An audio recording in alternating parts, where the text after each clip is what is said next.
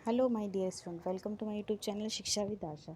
जैसे कि आप सभी लोग जानते हैं, मैं आपको ज्योग्राफी सीरीज़ कंप्लीट करवाने जा रही हूँ, जिसमें अभी तक मैंने 6 से लेकर 10 तक की ज्योग्राफी विद सॉल्यूशन कवर करवा चुकी हूँ। आज हम 11th क्लास की चैप्टर नंबर 6 पार्ट पढ़ने जा रहे हैं, जिसका नाम है भू आकृतिक और प्रक्रियाएं। आज इसके बारे में हम पढ़ेंगे। आइए स्टार्ट करते हैं कि पृथ्वी की जो उत्पत्ति है कैसे हुई है, क्या आप बता सकते हैं? यदि आपको कुछ भी अंदाज़ा हो, छोटा सा भी, तो कमेंट बॉक्स में ज़रूर बताइएगा। इसकी प्रॉपर्टी, एक अन्य आंतरिक तंत्रों का क्रम विकास कैसे हुआ है। इसके अंदर जो पृथ्वी के अंदर जो चीज़ें होती है, क्रियाएं होती है, उसका विकास किस प्रकार हुआ है। जो भूपटि होती है, प्लेट का संचयन किस प्रकार हुआ है, कि कैसा रहा है। भूकंप, ज्वालामुखी के प्रकार व भूपटि को निर्मित करने वाले शैलों, खनिजों के विषय में सूचना की जानकारी के पश्चात हम धरातल पर ही रहते हैं, उससे विषय में विस्तार से जानने का प्रयास करेंगे। इस प्रश्नों के साथ आरंभ करेंगे कि धरातल और समतल क्यों होते हैं। सर्वप्रथम भू प्रॉपर्टी ज्ञात्मक है। आप अच्छी तरह जानते हैं कि क्षैतिज ऊर्ध्वाधर दिशाओं में संचलित होती रहती है। निश्चित तौर पर ये भूतकाल में वर्तमान गति की अपेक्षा थोड़ी तीव्र गति संचलित होती है। भूपट्टी का निर्माण करने वाले पृथ्वी के भीतर सक्रिय आंतरिक बालों में पाए जाने वाला अंतर ही पृथ्वी के बाहरी स्तर में अंतर के लिए उत्तरदायी होता है। मूलतः धरातल पृथ्वी से ऊर्जा प्राप्त करने के लिए बलों पर प्रभावित होता रहता है, और निश्चित रूप से आंतरिक बल अभी भी सक्रिय होता है। उनकी तीव्रता में अंतर का उसका तात्पर्य है कि जो पृथ्वी के धरातल पर जो भी मंडल होते हैं, उनका उत्पन्न होना बाहरी बलों एवं पृथ्वी के अंदर उद्भूत आंतरिक बलों में अनवरत प्रभावित होता है। अतः ये सर्वदा परिवर्तनशील या बाहरी बलों को बहिर्जनक तथा आंतरिक बल को आंतरिक जनक बल कहते हैं। बाह्यजनिक बलों को क्रियाओं का प्रमाण होता है। उभरी हुई भू आकृति का विघरण वियरिंग डाउन तथा बेसन निम्न होता है, और इसके ही साथ में क्षेत्रगत को भराव, अर्धवृद्धि तथा धरातल पर अपवर्तन के माध्यम में उच्चवाचक के मध्य अंतर के कम होने की तुलना में इसे ग्रेडेशन कहा जाता है। अंतर्जनित शक्तियाँ निरंतर धरातल के भागों को ऊपर उठाती है या उनका निर्माण करती है, तथा इस प्रकार बहिर्जनिक प्रक्रिया उच्चवाचन में भिन्न को सम बराबर करने में असफल रहती है। विभिन्नता तब तक बनी रहती है जब तक कि बहिर्जनक एवं अंतर्जनिक बलों ने विरोधात्मक कार्य चलते रहते हैं, और सामान्यतः अंतर्जनित बल मूल रूप से भूमि की आकार का निर्माण करने वाले बल। बहिर्जनित विक्रियाओं का मुख्य रूप से भूमि विघरण बल होता है। भूतल संवेदनशील मानव अपने निर्वाह के लिए इस पर निर्भर रहता है तथा इसके व्यापक एवं संघनन उपयोग करता है। लगभग सभी जीवों का धरातल के पर्यावरण के अनुवाह में योगदान होता है। मनुष्य ने संसाधनों का अत्यधिक दोहन किया है, उसका बहुत प्रयोग किया है, इसलिए हमें इसका उपयोग करना चाहिए। किंतु भविष्य में जीवन के निर्वाह के लिए, जीवन हमारा जब चलता रहे, उसके लिए पर्याप्त संभावना को बचाए रखना चाहिए कि आने वाले फ्यूचर के लिए उनका वो यूज़ का कर सकें, जैसे कि हम इनका प्रयोग कर रहे हैं।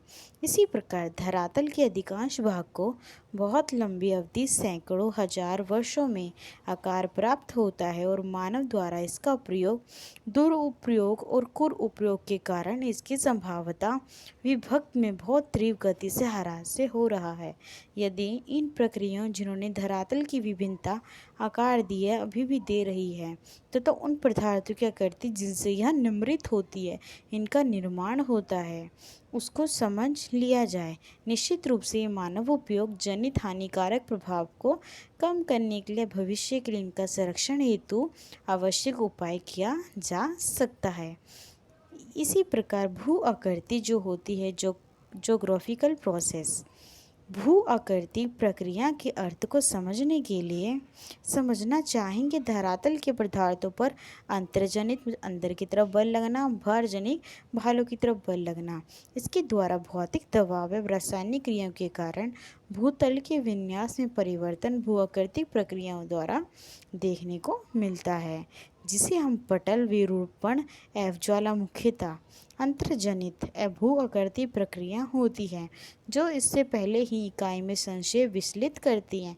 अपक्षय, विहतित क्षण, अपवर्तन एवं निक्षेपण, बहिर्जनिक बल भू आकृति प्रक्रियाओं के द्वारा इनका इस अध्ययन में विस्तार संवेचन किया गया है। प्रकृति के किसी भी बहिर्जनक तत्व जैसे कि जल, हिम, वायु इत्यादि जो धरातल के पदार्थों को अधिकरण तथा परिवहन करने में सक्षम होता है और भू आकृति कारक कहा जाता है। जब प्रकृति के तत्व पर ढाल प्रवणता के कारण गतिशील होता है, वहाँ पर गति आती है, तो पदार्थ को हटाकर ढाल के सहारे ले जाया जाता है, निचले भागों में निक्षेपित कर दिया जाता है। भू आकृति प्रक्रियाओं तथा भू आकृति कारक विशेषकर बहिर्जनित को यदि स्पष्ट रूप से अलग अलग ना किया जाए तो इन्हें एक ही समझ लेना होगा, क्योंकि ये दोनों एक ही तरह के देखने प्रतीत होते हैं। इस प्रक्रिया एक बल को होता है जो धरातल के पदार्थ के साथ अनुपयुक्त होने पर प्रभावी हो जाता है। ये कारक जैसे एजेंट एवं गतिशील माध्यम जैसे प्रवाहित जल, हिमानी हवा, लहरें एवं धाराएं इत्यादि, जो कि धरातल के पदार्थों को हटाता है और ले जाता है, निक्षेपित करता है। इस प्रकार प्रवाह युक्त जल, भूमियुक्त जल, भूमिगत जल, हवा, लहरों, धाराएं इत्यादि को भू आकृति कारक कहा जाता है। क्या आप समझते हैं कि भू आकृति कारक एवं भू आकृति प्रक्रियाओं में क्या अंतर होना आवश्यक है? गुरुत्वाकर्षण ढाल के सहारे सभी गतिशील पदार्थ को सक्रिय बनाने वाली दिशात्मक डायरेक्शनल बल होने के साथ साथ धरातल के पदार्थों पर दबाव डालता है। अप्रत्यक्ष गुरुत्वाकर्षण प्रतिबल लहरों एवं ज्वार भाटा जनित धाराओं को प्रभावित करता है, क्रियाशील बनाता है और साथ में निसंदेह गुरुत्वाकर्षण एवं ढाल प्रवणित के अभाव में गतिशीलता संभव नहीं है। अपवर्तन के परिवहन एवं निक्षेप भी नहीं होगा। निक्षेप का मतलब होता है टूटकर पिघलना या आगे बढ़ना। ऐसा बल जिसके माध्यम से हम धरातल के संपर्क में आते हैं, यह बल जो भूतल के सभी पदार्थों के संचलन को प्रारंभ करता है। सभी संचलन चाहे वे पृथ्वी के अंदर हो या स्तर पर हो, सतह पर हो, प्रवणता के कारण ही घटित होते हैं। जैसे ऊंचे स्तर से नीचे स्तर की ओर तथा उच्च वायु से दाब से क्षेत्र से निम्न वायु दाब के क्षेत्र की ओर देखने को मिलते हैं।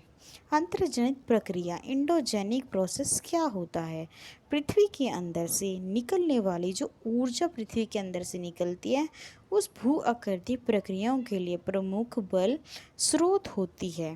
पृथ्वी के अंदर की ऊर्जा अधिकांशतः रेडियोधर्मी क्रियाओं, घूर्णन, रोटेशनल एवं ज्वारीय घर्षण तथा पृथ्वी की उत्पत्ति से जुड़ी हुई ऊष्मा द्वारा उत्पन्न होती है। भूतापीय प्रवणता एवं अंदर से निकलने वाली ऊष्मा प्रभाव से ऊर्जा प्राप्त पटल निविपूर्ण होती है। यह ज्वालामुखीता को प्रेरित करती है। भूतापीय प्रवणता एवं अंदर की ऊष्मा प्रभाव भ्रूपट्टी की मोटाई एवं दृढ़ता में अंतर के कारण अंतर्जनित बलों के कार्य समान नहीं होते। अंततः वितर्कनी द्वारा नियत बल मूल की भ्रूपट्टी की सतह असमतल दिखाई देता है। इसी प्रकार पटल विरूपण क्या होता है? सभी क्रियाएं जो भूमि के नीचे भूप्रपट्टी को संचलित और उत्पादित करती है या निम्रित करती है, निर्माण करती है, इस पटल विरूपण के अंतर्गत निम्नलिखित सम्मिलित होती है। फर्स्ट, तीक्ष्ण विलयन के माध्यम से पर्वत का निर्माण होना। इसमें पर्वत का निर्माण होता है। भ्रूपट्टी की लंबी है सक्रिय प्रपट्टी को प्रभावित करना और धरातल के बड़े भाग में उत्थापन व विकृत में संलग्न महाद्वीपों संरचना संबंधित क्रियाएं करना। अपेक्षाकृत छोटे स्थानीय संचलन के कारण उत्पन्न भूकंप। फोर्थ, प्रॉपर्टी प्लेट 37 संचलन में प्लेट वितरकनी की भूमिका। प्लेट वितरकनी या परिवर्तनीय की प्रक्रिया भ्रूपटी विलयन के रूप में त्रिषणा विकृत हो जाती है, अलग हो जाती है, जिससे कि विलयन के रूप में तीक्ष्णता से विकृत हो जाते। महाद्वीप रचना के कारण साधारण विकृत हो सकती है और महाद्वीप बनते हैं तो ये देखना प्रतीत होता है। उसी प्रकार जो भू अप्रक्रिया हैं उसके बारे में और जानकारी प्राप्त करेंगे कि प्रवर्तनीय पर्वत निर्माण प्रक्रिया, जबकि महाद्वीप रचना महाद्वीप निर्माण प्रक्रिया है। पर्वतनीय महाद्वीप रचना एपियोरोजनी भूकंप या प्लेटें विवर्तनीय की प्रक्रिया से भूमि भू प्रॉपर्टी में भंश विभंग हो सकती है। इन सभी प्रक्रियाओं के कारण दबाव, आयतन, तापक्रम और परिवर्तनीय होता है, जिसके फलस्वरूप शैलों का कारांतीय प्रेरित देखने को मिलता है। ज्वालामुखीता वोल्केनिज्म ज्वालामुखीता के अंतर्गत पिघली हुई शैलों का लावा मैग्मा का भूतल की ओर संचलन एवं अनेक आंतरिक तथा बाहरी ज्वालामुखी स्वरूपों का निर्माण होना सम्मिलित होता है। इस पुस्तक की द्वितीय इकाई के ज्वालामुखी शीर्षक एवं पिछले अध्याय के अग्निय शैल शीर्षक के अंतर्गत ज्वालामुखीता के बहुत से अपेक्षों का विवरण दिया जा चुका है। ज्वालामुखीता एवं ज्वालामुखी शब्दों में भेद बताएं। इसमें क्या डिफरेंस होता है? बहिर्जनिक प्रक्रिया जिसे एक्सोजेनिक प्रोसेस कहते हैं। बहिर्जनिक प्रक्रिया अपनी ऊर्जा सूर्य के द्वारा निर्धारित करती है। सूर्य से उसको पता चलता है कि उसकी प्रक्रिया हमें देखने को मिलती है। वायुमंडलीय ऊर्जा एवं अंतर्जनित शक्तियों से नियंत्रित व्यर्थनिक टैरोक्निक कारकों से उत्पन्न होती है। इसी प्रकार आप सोचते होंगे कि ढाल व प्रवणता बहिर्जनित बलों से नियंत्रण वितरकनी कारक द्वारा निर्मित यह होती है। गुरुत्वाकर्षण बल ढालयुक्त सतह वाले धरातल पर कार्य करते हैं तथा ढाल की दिशा में पदार्थ को संचालित करते हैं। प्रति इकाई क्षेत्र में अनुप्रस्थित बल को प्रबलता मतलब स्ट्रेस कहते हैं। ठीक है। इस ठोस पदार्थ में प्रतिबल धक्का एवं खिंचाव उत्पन्न होता है। इसकी प्रकृति प्रेरित होती है। धरातल के पदार्थों के सारे सक्रिय बल अनुप्रण प्रतिबल विलगकारी बल निश्चित होता है। ये प्रतिबल शैलों एवं धरातल के पदार्थ को जोड़ता हुआ प्रतीत होता है, जो कि अपरूपण देखने को मिलता है। ठीक है प्यारे बच्चों।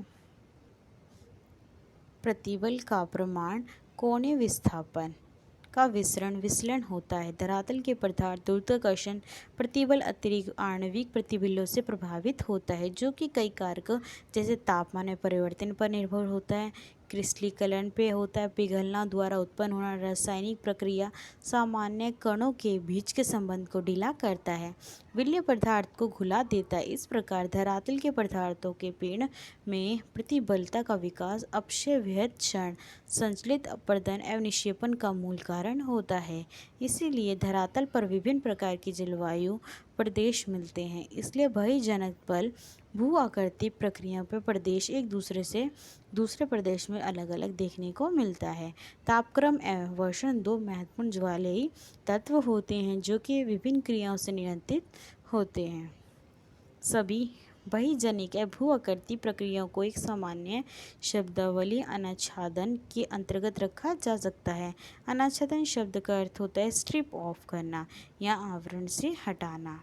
इसका क्षरण संचलन अपरदन परिवहन आदि सभी सम्मिलित किए जाते हैं। प्रभाव चित्र अनाच्छादन प्रक्रिया तथा इनमें संबंधित प्रेरक बल को दर्शाता है। इसमें यह स्पष्ट हो जाना चाहिए कि प्रत्येक प्रक्रिया के लिए एक विशिष्ट प्रेरक बल का ऊर्जा और बहिर्जनिक भू आकृति प्रक्रिया एक क्षेत्र से दूसरे क्षेत्र में विभिन्न देखने को मिलती है। जैसे कि स्पष्ट है कि पृथ्वी के धरातल पर तापीय प्रवण के कारण विभिन्न जलवायु प्रदेश स्थित है, जो कि अक्षांशीय मौसमी एवं जल थल विकास में विभिन्नता के द्वारा उत्पन्न होते हैं। तापमान और घर्षण जलवायु के दो मुख्य घटक है। तो आपसे एसएससी जैसे क्वेश्चन पूछ सकते हैं कि निम्नलिखित में से कौन से जलवायु के दो मुख्य घटक हैं। ठीक है प्यारे बच्चों। नेक्स्ट स्टेप हमारा कि जो विभिन्न भू आकृतिक प्रक्रियाओं को नियंत्रण करने वनस्पति का घनत्व प्रक्रिया वितरण को जो मुख्यतः वर्षा तापमान पर निर्भर होते हैं, वही जनक और भू आकृति प्रक्रियाओं पर अप्रत्यक्ष रूप डालते हैं, अप्रत्यक्ष इनडायरेक्ट बेसिस पर निर्भर होते हैं। विभिन्न जलवायु प्रदेशों में विभिन्न जलवायु तत्वों जैसे ऊंचाई में अंतर, दक्षिण मुखी ढालों पर पूर्व पश्चिमी मुखी ढालों की अपेक्षा अत्यधिक सूर्यताप होना, इस पर कारण स्थानीय विभिन्नता पाई जाती है। पुण्य वायु का वेग एवं दिशा, विसरण की मात्रा, प्रकार, इसकी घनता, विसरण एवं वाष्पीकरण से संबंध होना, तापक्रम की दैनिक श्रेणी, हिमकर एवं पिघलन की आकृति होना, फॉरेस्ट विपन्न की गहरी इत्यादि में अंतर के कारण किसी भी जलवायु प्रदेश की भूमि आकृति प्रक्रिया विभिन्न विभिन्न होती है। सभी बहिर्जनिक प्रक्रियाओं के पीछे एकमात्र प्रेरक रूप बल भी देखने को मिलता है। यह जलवायु कारक समान हो, बहिर्जनिक भू आकृति प्रक्रियाओं के कार्यों की गहनता से शील या प्रक्रिया संचरण निर्भर होती है। संचरण में भ्रंश, भूमिकरण, झुकाव, छोटी उपस्थिति, जोड़ों की उपस्थिति एवं अनुपस्थित संतरण, तेल, घटक, खनिजों की कठोरता, कोमलता, उनकी रासायनिक संवेदनशीलता देखने को मिलती है। ये सब इसमें निर्मित होता है। विभिन्न प्रकार की शैलों एवं उनकी संरचना में विभिन्नता होना और भू आकृति प्रक्रियाओं के प्रति विभिन्न प्रतिरोध करना, क्षमता प्रस्तुत होती है। एक विशेष प्रक्रिया शैल के प्रतिरोधक तथा दूसरी प्रक्रिया के प्रतिरोध रहती है। विभिन्न जलवायु दशाओं में एक विशेष प्रकार की शैली भू आकृति प्रक्रिया के विभिन्न देशों के अंशों के प्रस्तुत की जाती है एवं निम्न दरें कार्यता रहती है और स्थलीय कृत्रिम विभिन्नता के कारण बनते हैं। अधिकांश बहिर्जनिक भू आकृति प्रक्रियाओं का प्रभाव थोड़ा मंद होता है, अल्पविधि में अनवगण्य हो सकता है। दीर्घ अवधि में यह सतह शांति के कारण शैलों को तीव्र गति से प्रभावित करता है। अतः ये स्पष्ट हो जाता है कि धरातल पर विभिन्न मूल रूप से भूपट्टिक उद्गम संबंध है। तथापि धरातल के पदार्थ के प्रकार और संचरण के अंतर, भू आकृति प्रक्रिया उनके सक्रियता दरों में अंतर होने के कारण न एक रूप में विद्यमान होता है। कुछ बहिर्जनिक एवं आकृतिक प्रक्रिया का यहाँ विस्तृत विवरण प्रस्तुत किया गया है। ठीक है, अब यहाँ से हम पढ़ेंगे नेक्स्ट चैप्टर में। यदि आप बच्चों को कोई प्रॉब्लम कमेंट करके बता सकते हैं, यदि आपको कोई डाउट हो तो आप कमेंट बॉक्स में बता सकते हैं। यदि आपको मेरा लेक्चर पसंद आए तो सब्सक्राइब करें, शेयर करें। ठीक है प्यारे बच्चों, यदि कोई आपको डाउट हो तो कमेंट बॉक्स में हम पूछ सकते हैं। और यदि आपको मेरी ज्योग्राफी की सारे सॉल्यूशन देखने हैं, डिस्कशन, तो आप मेरी प्लेलिस्ट में जाकर सारे पार्ट दे सकते हैं। इसमें ज्योग्राफी के साथ साथ मैंने आपको जीके लेक्चर भी स्टार्ट किया आज से, और साथ में इंग्लिश के लेक्चर, स्पीकिंग कोर्स भी इसमें है। ठीक है, आप इसमें देख सकते हैं। Thank you watching my YouTube channel Shiksha with Asha. Thank you so much.